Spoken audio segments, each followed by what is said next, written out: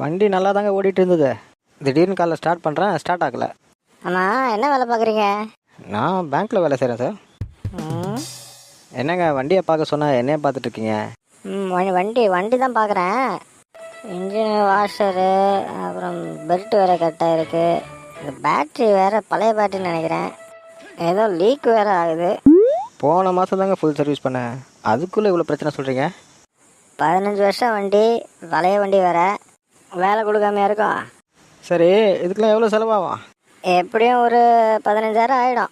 15,000 ரூபாவா? நம்ம தம்பி வந்து i10 கார் வச்சுருக்காருங்க ஹுண்டாயில்.